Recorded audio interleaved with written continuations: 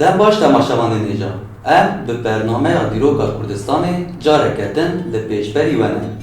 Medbeşa din de behsa gutiyan kiribûn. Herî dawî, tevlî xwişk û birayên xwe yên hûrî bûbûn. Em ê vê beşê de jî qala hûriyan bikin. Hûrî ji çiyayên Zagrosan daketin deşt û zozanên Mezopotamyaya jorîn. Di navbera cemên Dîcle û Firatê de bi tevlîbûna gelek pêkhateyên Kurd Konfederasyona xwe ava kirin. Bajarên herî girîng Ûrkeş û Marî ne. Riha, Amed, Mêrdîn û di navbera bajarê Kirkuk û Mêrdînê de gelek bajarên din. Di lêkolînên girê Mozan de gelek tablet û berhemên dîrokî derketin. Federasyona wan gelek jiya gutiyan mezintir û bihêztir bû. Cîranên wan qasî wan bihêz nebûn, ji bo wê nedkarîn êrişê wan bikin. Li başûrê wan Aqadî, li rojavayê Bakurê wan Hîtîtî û başûr rojhilatê wan jî Elamî hebûn. Piraniya Elamiyan xizmên wan bûn. Hûriyan gelek tiştên yekem di cîhanê de hatin kirin pêk anî. Mînak ji heriyê lalî û firaq çêkirin, kevçî û çetel çêkirin. Alavên xwe parastinê çêkirin. Teger peyda kirin û dihatin û çûyînê de bi kar anîn. Jinên hûriyan gelek sewanên ku heta wê demê nehatbûn kedîkirin, kedî kirin. Gelek nebatên xwarinê kişf kirin. Ji mûyên sewaran gelek berhem çêkirin. Di sewalkarî û çandiniyê de gelek pêşketinên girîng bi dest xistin. Hem zana hem jî ketkar bûn. Lê cihên bi cî û war bûyîn mal û agirke de ava kirin. Gundên mezin çêkirin.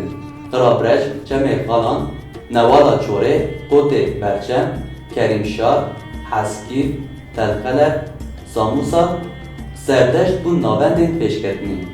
Di vê demê de teker peyda kirine. Dihatin û çûyînê de serdemekirin û dane destpêkirin. Di lêkolînên arkeolojîk de gelek tabletên di dema hûriyan de hatin nivîsandin, hatin derxistin. Lê piraniya wan hêj nehatine tercümekirin. Di tabletên cîranên wan Hîtît, Akkad û Sumeran de jî gelek behsa hûriyan tê kirin. Di aliyê wê je çand û hunerê de gelek pêş ketine. Di lêkolînan de kilam û stranên hûriyan li ser tabletan hatine dîtin. Hûriyan di gelek aliyan de pêşengiya mirovayî kiriye.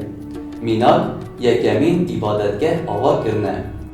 Di aliyê tenduristî û mîmariyê de jî bandor li ser hemû cîranên xwe kirine, bi taybetî li ser Hîtîtan. Mîtolojiya Hûriyan ol û baweriyên gelek gelan afirandiye. Leheng û çelengên mîtolojîk ên Hûriyan ji hêla gelên din ve hatine teqlîd kirin.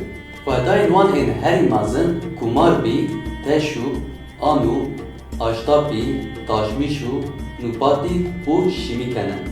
Xwedabendên herî mezin jî Sawuşka, İştar, Anahita, Hepat, Azra, Mika û Nerîgalin.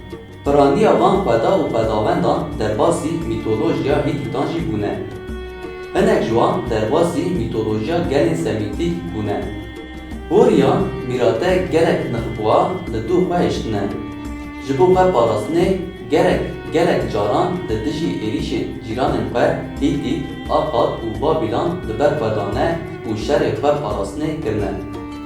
Di encama van şeran de ber bi Bakur û Başûr ve pêşketine û erdîgariya Konfederasyona xwe zêde kirine.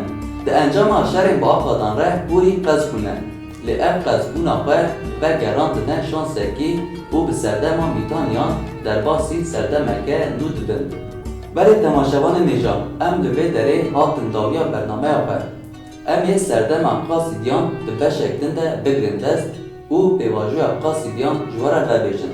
Heta wê demê li benda me bin. Dem baş.